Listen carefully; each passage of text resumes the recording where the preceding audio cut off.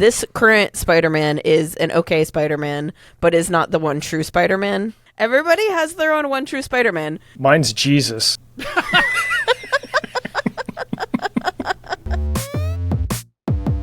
All right, welcome to This Week in Nerd History. There's a podcast where we take a look at all the fun, dumb, nerdy stuff from the past, present, and future. I'm Mike. Joining me as always, we got AJ and Sal. How you guys doing? Good. Awesome. Great. Well, what are we going to talk about today? It's like a weird, light-ish show, but we got a lot of fun stuff.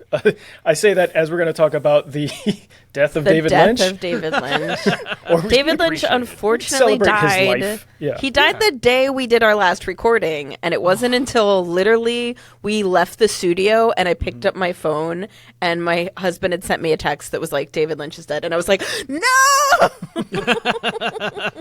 On the plus side, though, it's a rock-solid alibi for any of us. I in guess case there's so. any funny business. We were all... I'm just saying. Yeah. That's right. So we're gonna look at the trailer for your friendly neighborhood Spider-Man coming out on Disney Plus next week. Yeah, 29th it comes out. Yeah.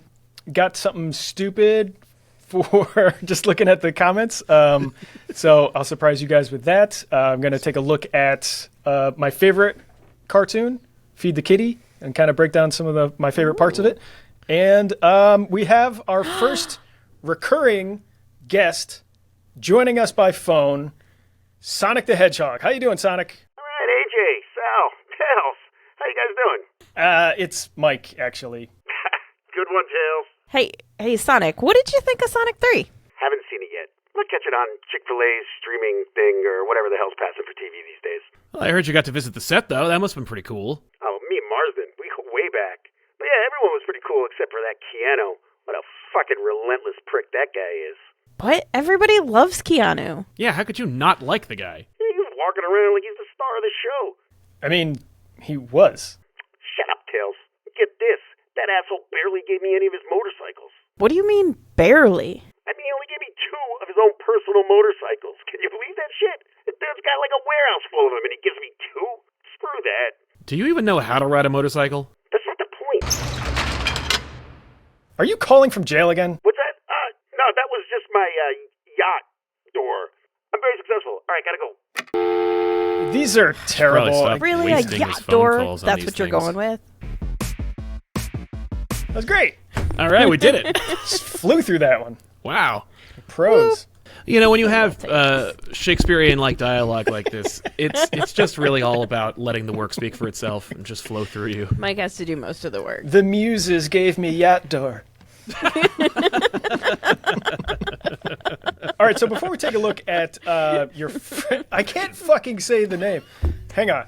You know what's great is they changed the name of the show to this. Oh, really? So it didn't actually used to be What was it called this. Yeah, fa.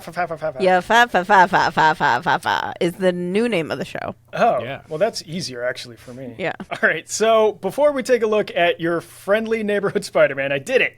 I wanted to take a quick look back at some of the comments, or one of the comments in particular from last week. There was a lot of great comments, people chiming in about Y2K too, which is some interesting stuff. There was one in there about a guy who was a bouncer. He was bouncing at the time, and then a friend was like, "Hey, do you want to help solve, basically like help with Y2K essentially," and it just led to his like tech career. So it was like happened to become like the toughest bouncer guy. I'm only working fixing nights, code. so I got free time during the day. Yeah, I got the days. Yeah. Awesome. So there was an interesting comment in last week's episode, and thanks for everybody for commenting. I do love all the comments. It's great to see it.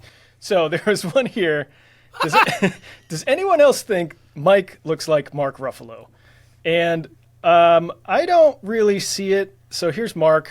I mean, I guess like the weird hair works. I picked a photo with him with glasses, but like on camera, I look a little bit different To on camera. be fair, I feel like Mark Ruffalo's hair doesn't usually look this wavy. Yeah, this was like Avengers where it was a little bit weirder. So they did it up. That's the like hair that I think of, or Mark Ruffalo, though. I think of, when I picture Mark Ruffalo, I think 13 going on 30 Mark Ruffalo. So if you could pull up a reference of that. Oh, I always have one on the ready. Mark, please. Yeah.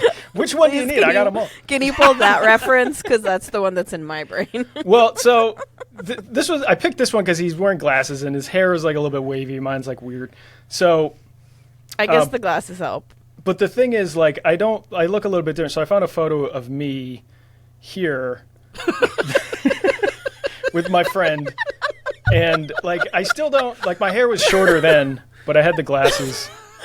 I don't know. I just didn't, like, so. I still don't see it. I don't know. I think it's tough, a stretch. Man. But. My eye, I don't know if you can see, but my eyes are tearing. Anyway, I don't know. It's subjective, but I figured, see what everyone else thought about that. It's really it's really cool of you There to are show some similarities. a shirt picture. Yeah. Yeah, I mean that was like during a summer when I wasn't wearing a lot of shirts. I was doing a cleanse. That explains lot the of complexion. Yeah. All right, so we are going to watch. I guess it's the official trailer for Marvel's Your Friendly Neighborhood Spider-Man, which comes out next week. I haven't watched this yet. I don't know if you guys familiar are, but we'll just take a look.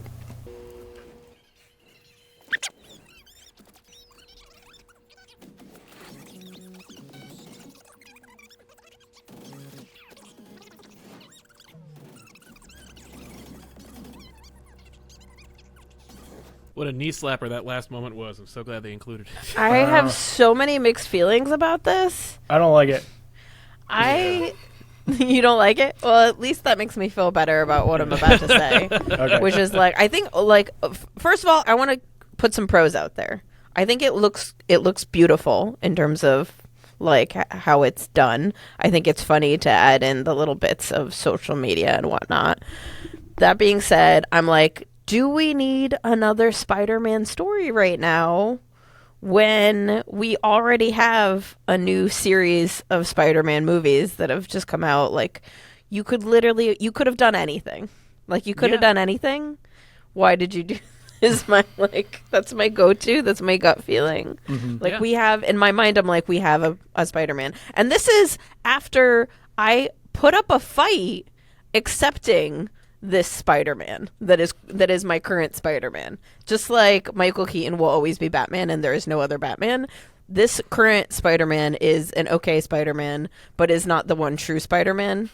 I will not name names.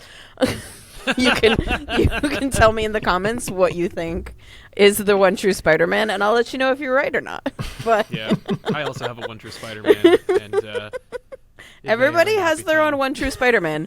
And it Mine's might be Jesus. and it's Is that what we're talking about? yes.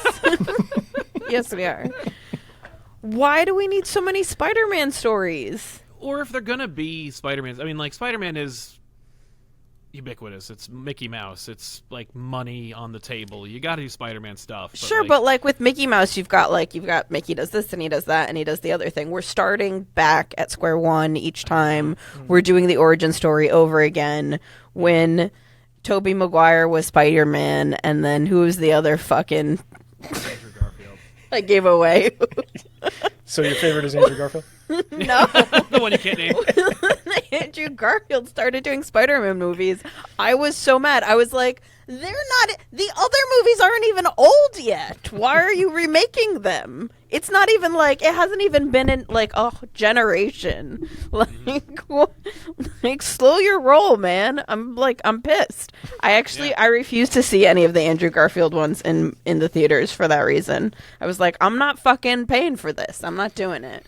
I don't like that style of artwork and animation. Fine. It's toon shaded, and it I can appreciate that it feels graphic for comics. Like it's kind of emulating that in parts.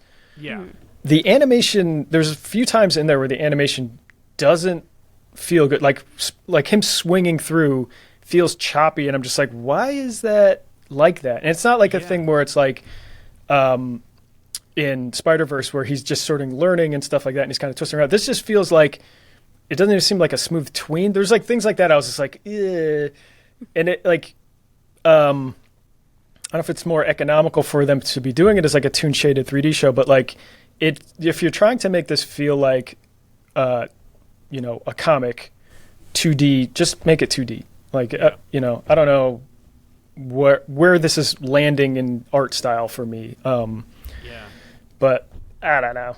Yeah, this is ugly, and it's also confusing, which is like a winning combination, because part of the appeal of the Andrew the Tom Holland Spider-Man movies is Spider-Man's in the Marvel Cinematic Universe, so he could presumably meet up with Iron Man or Daredevil or somebody cool, and he barely does, unless he's in an Avengers movie, in which case he kind of just appears and then goes away.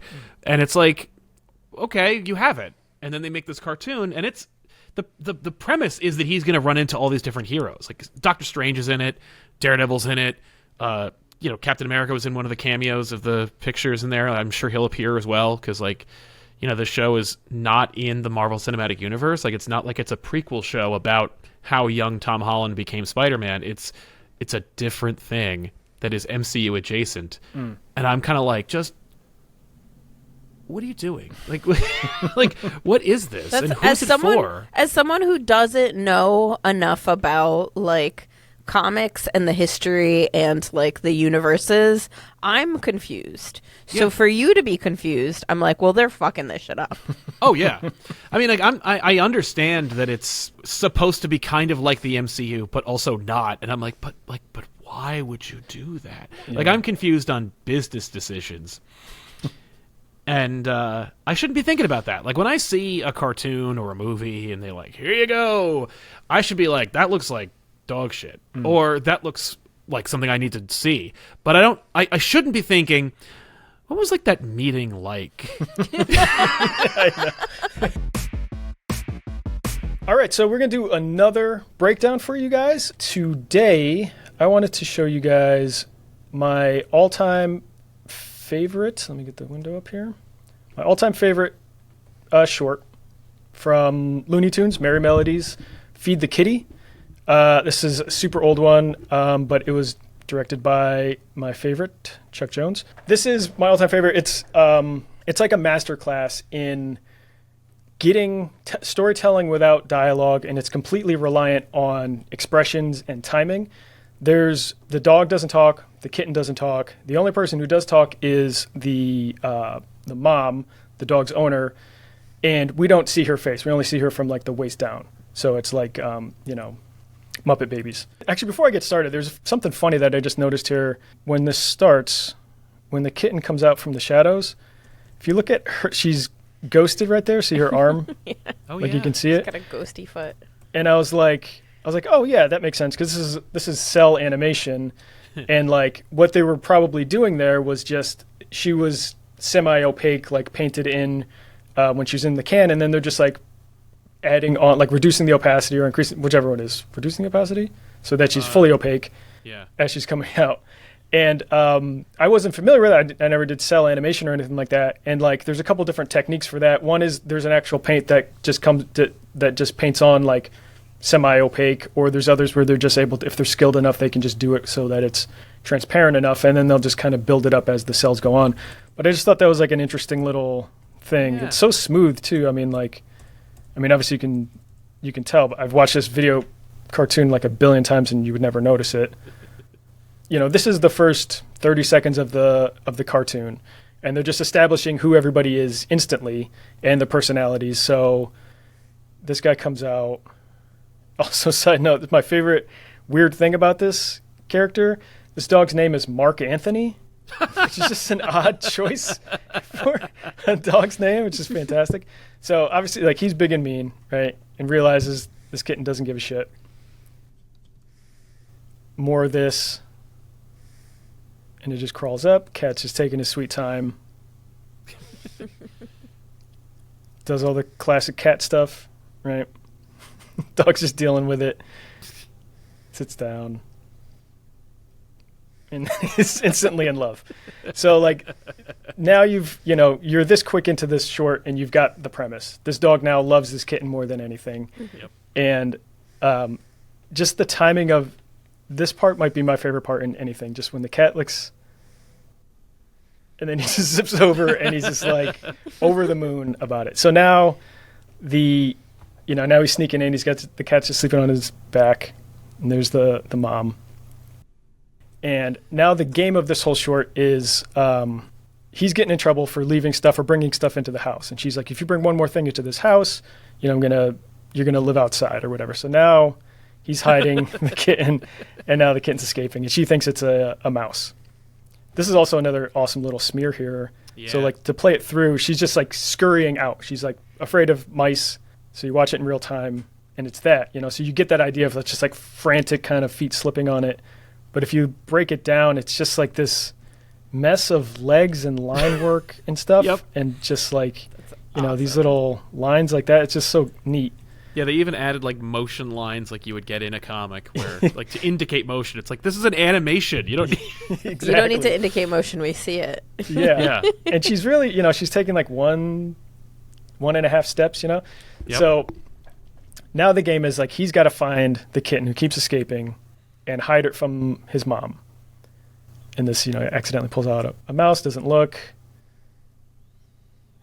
And just like the expressions of like the mouse, it's great. You know, he walks past there's his name on the dish, Mark Anthony. All these expressions, but I'll just kind of skim through some of my favorite things here. He's so mad at the mouse. It's not his fault. And so now it's just constantly like, he's like, oh no, this is just a toy. This is something I already had, you know. Yep. So this part here, like the mom's coming, so he hides the kitten in a giant flour drawer, which I guess was a thing.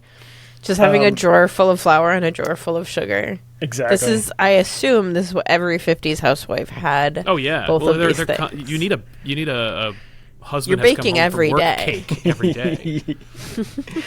So this might be one of my favorite expressions of like, who, me? And she's like, Mark Anthony, what are you hiding? And I watched this kind of behind the scenes thing with Chuck Jones, and he said for this particular expression, I think he said he drew this expression like 56 times before he got it right. So it's just like a master of just like, so much is reliant on selling the story with this dog's expressions that like you have to get it right. And for somebody like Chuck Jones, who, you know, directs all this stuff and like has a very clear vision, for him to take that many times to get it right, it's crazy. Yeah. So he's getting shushed out of the kitchen. Now she's going to make some cookies. So this whole sequence here, if you guys remember Monsters Inc., there's a part in Monsters Inc. Where Boo gets in like the trash compactor, and Sully's like thinks, you know, she's escaped, and Sully thinks that she's getting bashed into the trash compactor and like killed. So that's an homage to this sequence here. So like he sees her in the flour. He tries to, you know, get her out of the flour, out of the mix. He gets shushed away. And so he misses the part where he acts like he's a rabid dog just to get some attention. So when he's getting thrown out, the kitten gets out. So he doesn't know, right? And now he comes back and he's looking from outside and just sees the mixer going, you know, and he thinks the kitten's getting crushed and flattened and everything like that. And that's the exact, like when Sully's watching Boo get bashed and put together in the trash and stuff like that. He does these, like he's looking through the window, he's passing out, all that stuff. It's just a great touch to that whole part. So it continues like that. He's completely devastated. He comes back in, and it's just another great. He's so stressed out and sad, and just like 1,000-yard stare. And he gets a little cat cookie. It looks just like her. In the morning, puts it on his back, and realizes he's alive. And now the jig is up. All the things. Please let me keep it. And like that's just like the best. So if you haven't seen this, you know, you can just Google it. It's Feed the Kitty is the name of it. Yeah, I remember seeing this a lot as a kid. Like seeing that as a kid, I was like, that's I want to make this kind of stuff. Yeah. Just the comedic timing and the expressions and things like that for what is, you know, seemingly a kid's cartoon. It's the sophistication of like the talent and art that goes into it and the comedic timing and the expressions and everything like that.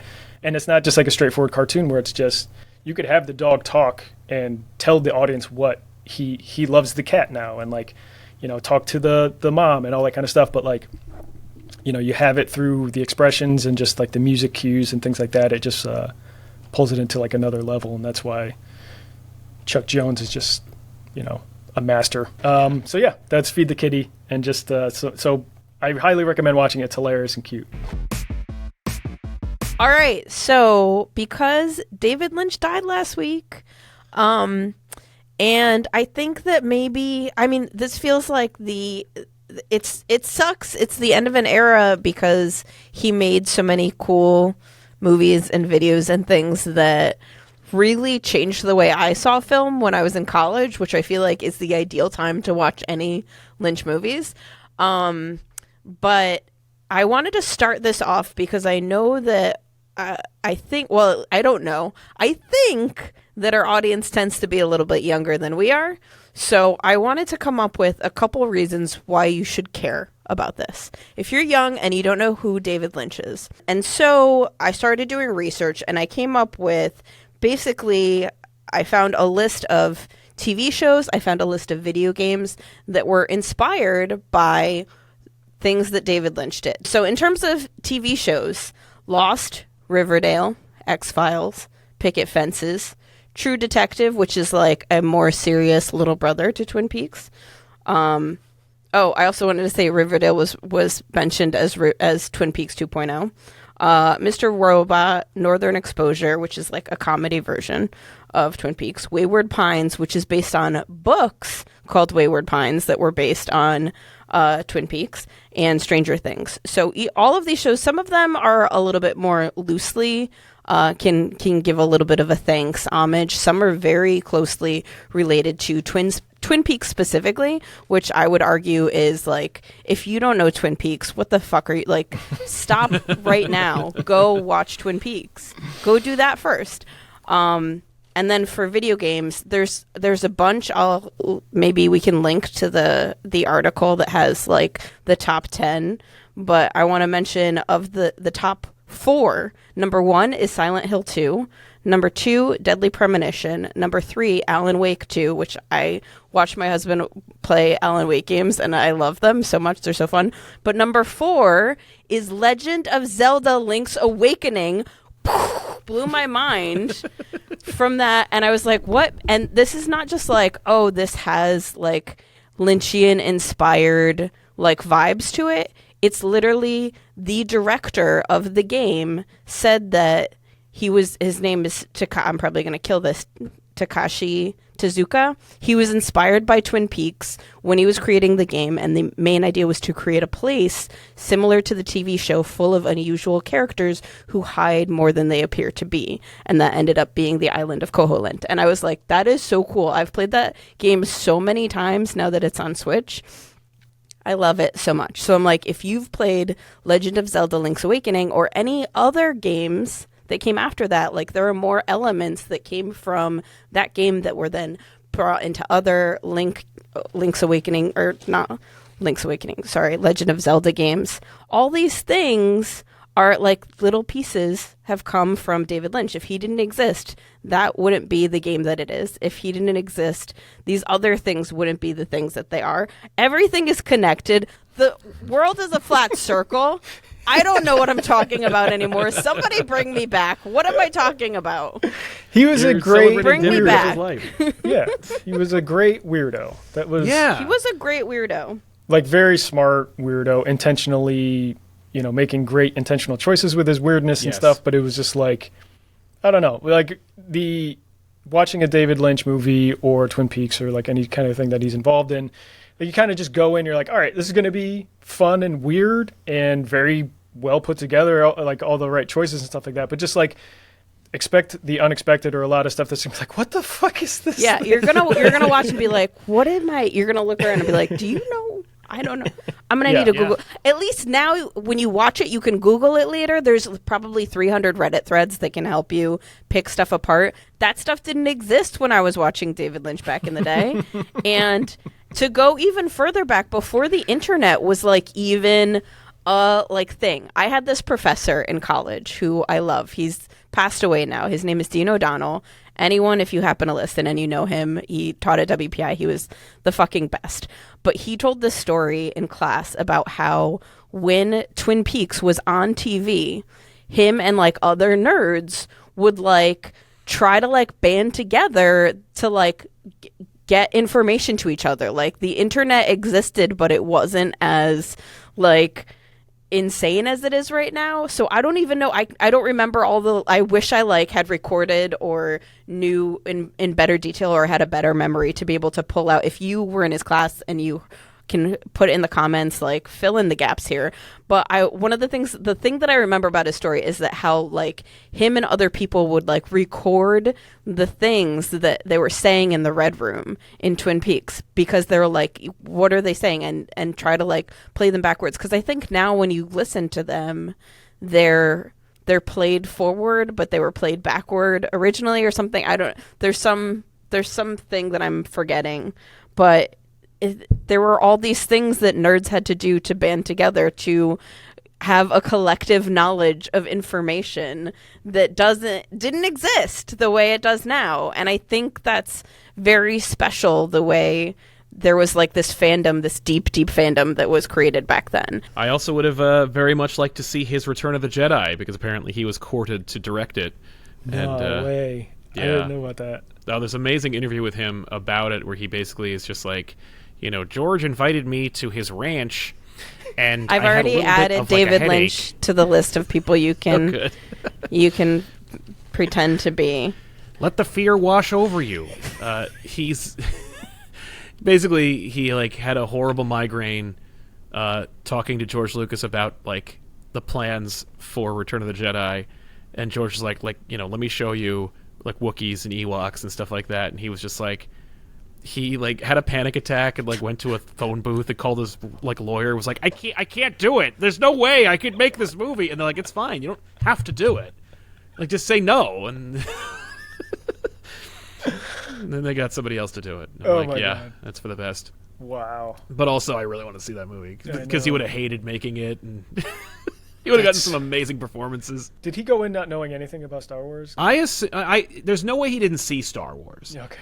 But the funny thing is, for like creative artists back then, like I saw an interesting article/interview about Empire Strikes Back from critics in 1980 who were like really bagging on it. Like obviously in today's world, like Empire is many people's favorite Star Wars movie, at least in the original trilogy, and people love Empire for like how it's kind of more gritty and more dramatic and just raised the stakes. But for many people who viewed Star Wars as kind of like a Buck Rogers old school 1930s serial send up, when Empire came out, they went, oh no, it's not serious, this is a bunch of goofy bullshit. Like you drank your own Kool-Aid and like made it serious, and like you tried to like make a real movie out of this like dumb cartoon. And so I can imagine Lynch either like celebrating the stuff that worked about Empire or being like, no, it's supposed to be stupid. And so I don't know if he saw or liked Empire, but I know he didn't make Return of the Jedi. My God. I would just imagine like the insane info dump that must have been put upon him at the Skywalker Ranch by George Lucas. I mean, I would have a panic attack by that. Oh my God, yeah. Especially like, I mean, just the magnitude of it. By the time they're working on Return of the Jedi, it's like there's so much pressure, and there's so much like fervor, and everyone's telling you have to do it, and you're like a bastion of creativity and like and integrity, and George is like, yeah, but the Pez dispensers aren't going to look good if you don't make them, a specific height. It's too expensive to make Wookiees. If you make them 4 feet tall, you can get little people, and you don't have to pay them as much, and then you can use Ewoks instead. Like, George. Yeah, I can imagine David Lynch being like, no. And I want to mention also Eraserhead, because you guys brought it up. I was saying this to Mike before we recorded. We had a VHS tape where, like, in my house, it was pretty much, I think I had said this before, it was all VHS tapes that were just, like, handwritten different movies because we just bootlegged everything. We had a VHS tape that had Eraserhead written on it, so I assume it was the full movie, but I never watched it, and it was after some, like, kid movie. It would be, like, Bambi, Eraserhead. Like, on this, like, there's Psychopath put those two together. There is no meaning or like coordination to how these tapes were organized, but it would be like I would watch a kids movie, and then there was one time that I would just put it in. I was watching the movie I always watch, and Eraserhead came on, and I was just like watching it, and my mom was like, "What is this?" and like shut it off, and I was like, "Oh, what?" And she was like, "You can't watch that," and I was like, "Oh, okay." And then it became this thing that like I can't watch, but I didn't know why. And I just became very scared of it. And so whenever it came on, I'd be jamming so hard at the stop, eject as hard as I could, because I didn't want to watch the thing that I was sure was going to just traumatize me more than I wanted to be. This probably happened very early on in my childhood, because if it had happened in like my early teens, I would have been like, well, I'm watching that as soon as you're gone. Yeah. Right. But like That's it why you're happened when terrified I of was Bambi, young too. enough that I did not ever watch it. So I don't think I've ever seen it, and I think I need to now. For whatever reason, I completely blocked out that he did Mulholland Drive. Right. Really? And I was like, yeah, for whatever reason, I was just like, I just don't associate that movie with him. I For some, do. You know, but I associate that movie with like the most insane fucking jump scare that. Yes, the dumpster. just- yeah, just out of the. I think about that all the time. Guy's like terrified. And then, He does that scene is so beautiful as a little like a little master class in acting. Like the way he is so terrified describing what he thinks is going to be behind there, it makes you so scared. It's like you're right there with him. He's so good at that. Yeah. And I love whenever I see that. I don't know what that guy's name is, but whenever I see him in something, I'm like, I love that guy. He's great. There's a performance in Fire Walk with Me where Cheryl Lee discovers a horrible truth about her life, and I've never seen acting like that before in my life. Like I'd never seen anything like that before in my life, like a performance like that. And I know that, like, you know, Cheryl Lee's an amazing actor, but you know Lynch pulled that right out of her. Like it was just this like, ugh. Apparently also he like had her smoke 5 cigarettes at one time, which made her immediately pass out. So like I also wanted to mention, I told you guys in advance that I was going to mention Gravity Falls, because here's where it comes in. Gravity Falls was heavily influenced by Twin Peaks and wouldn't exist, arguably, without Twin Peaks. So if you are a fan of Gravity Falls, which Sal, I know you are, you've said it multiple times. Yep. So I know you're into David Lynch anyway. But if you're listening, if you're watching, if you love Gravity Falls and you haven't heard of David Lynch, go fucking look him up. Do yourself a fucking favor. oh yeah. Do And, right you know, by this man. Bill Cipher was supposed to be played by David Yeah, Lynch. I read that. And Yeah. instead, they didn't. He said the creator did his best Lynch impression, and that's what Bill's voice is. Yeah, which but he did isn't really good at all. That's what it started. It was supposed to be a Lynch impression, but it's not a very good one. And then it became what Bill is. But Kyle MacLachlan, who plays Agent Dale Cooper in Twin Peaks, is the bus driver on Gravity Falls. So if you recognize no his way. voice, he is he's in both shows. So you're welcome That's awesome. for that little piece of information. Nice. I feel like I'd be remiss if I didn't also mention David Lynch's YouTube channel, David Lynch Theater, where for almost an entire year, if not more, he would every day film himself telling you what the weather was in his area. Really? Just for fun? Yep. He would upload a minute That's such to an 2 old minute long person video. thing to do. That's so great. I Yeah, love it. It's called David Lynch's Weather Report, and he would do 2 videos. It Would be, he look up local stuff, or he would just like look outside and be like, "This is what I'm noticing"? No, he'd immediately tell you around what me. he'd tell you what the barometric pressure was. Like he'd be like, "Hello, today it's a balmy 73 degrees, and it is, you know," and then have a great day, and then that'd be it. And then the next day he'd release a video called like, you know, today's number is, and he'd be like, today's number is 4, and then that'd be the end of it. And he did that for like over a year. And I'm like, these are Sesame gold. Street-ish. Yeah. Well, because he was also like, The letter it's funny of the because day is Qzar. the letter of the day is tree.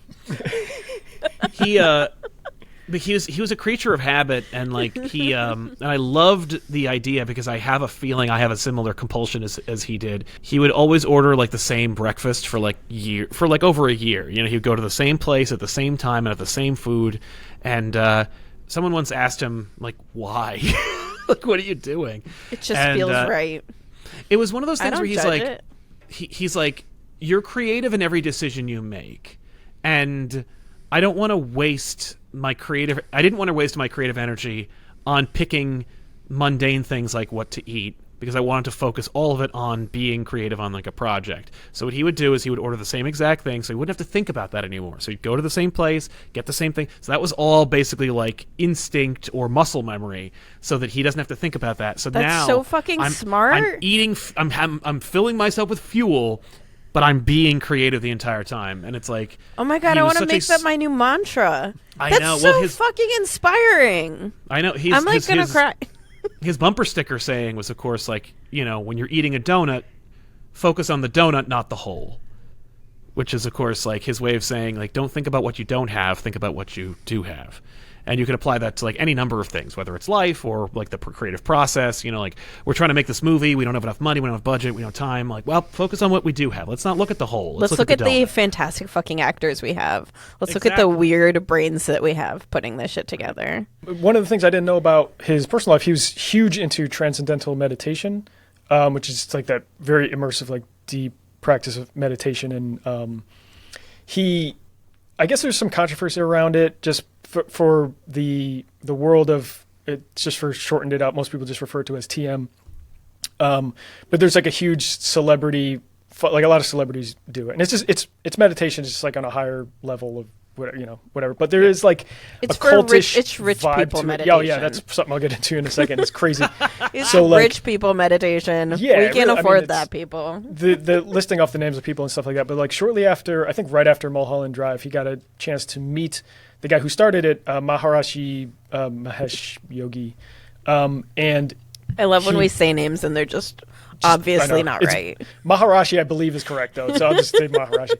So he got like really into it, and it's sort of like it was life changing for him of just like how he could. I think he was calling it like diving in or whatever. He would do it every single day, and he would like leave the set for a while, and he's saying like I have to dive in for a bit. I feel like I'm phrasing that part wrong, the diving in part, but like essentially he would just have to like go and just like clear out his brain and just like center himself and everything like that. So there's like a huge following behind it and everything like that. And like some people growing up, they kind of grew up in this like TM's almost like community or commune.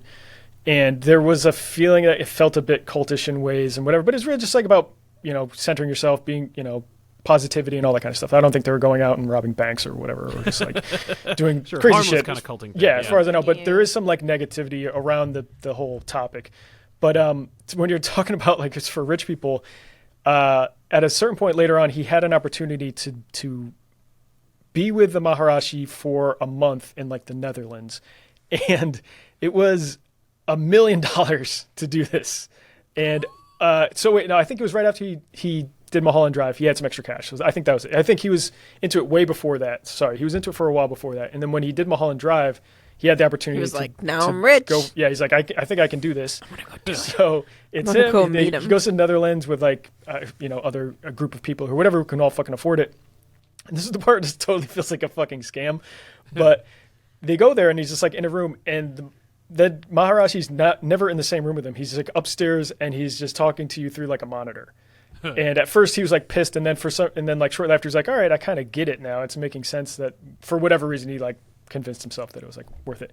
But anyway, that if you saw him, you would be distracted by his physical form. I guess so. Yeah. I mean, there's, however the teaching. I just like the idea that they make you go to the Netherlands, but the guy's actually just in Chicago or something, and he's just talking to you like on a phone line, just counting his money. Kicks his bag of Cheetos out of the frame of the camera. Hang on a second. But since then, like he started, there was like a David Lynch Foundation and like raising money with like all mega celebrities and stuff involved in it, and to like teach meditation to other people and kids. I think teaching it to kids for some people was just like that rubbed them the wrong way. It was like indoctrinating. Meditation is children. actually But, like, great, though. You're teaching kids how to like be calm and center themselves, yeah. and like be in touch be with like, centered. emotionally, like in touch with your We emotions, need kind of that. thing. So I don't really see the issue there, but again, some people have an issue with it, whatever. So like it did come up when I was looking for it, but it was just a part of his. I know celebrities are into TM a lot, but I didn't realize that so that part didn't really surprise me that he's into that, but that he essentially became like the spokesperson for the whole movement, essentially for celebrities. So I was like, oh man, that's it was interesting. It was just something new, and it seemed fitting for him. Once I learned about it, I was like, all right, that makes sense for him. Yeah. I think my first Lynch thing was The Elephant Man. I had to see it in school, in probably junior high, if not high school. And I was I was excited about the fact that I think Mel Brooks' name was attached to it, and I was like, the movie was over, and I'm like, this isn't funny at all. All right, gang. Thanks for listening. Thanks for writing in the comments and everything. If you're watching this on YouTube, definitely leave a comment, give us a like. Always appreciated. Apple, Spotify. If you're listening to us on your commute or whenever you might be listening to us, give us a like, leave a comment. We appreciate it. It always helps out. I don't know. I feel like we plugged some stuff. I don't really have anything to plug, as you guys do. You got something to plug, Sal? Not Sal, really. you had the second to last issue come out? Yeah, that's right. The second to last issue of Terminator for Gotta me. go get the it. Shit. The book's going to keep going, but not with me. The issue 5 will be coming out probably this next month, and check it out. I'm the last 2 pages of my book are there. There was a nice review that I read today of issue 4. Which was, they really liked the series. I did a 5-page or a 10-page backup that's split up over 5 different issues, and this is one of the few times where the backup was actually acknowledged by a reviewer, and they said specifically, I'm not sure where this story is going, but it does look good. So, thanks. AJ, you got something to plug? Wait, I got something to plug. Hold on. No, we're out of time. No!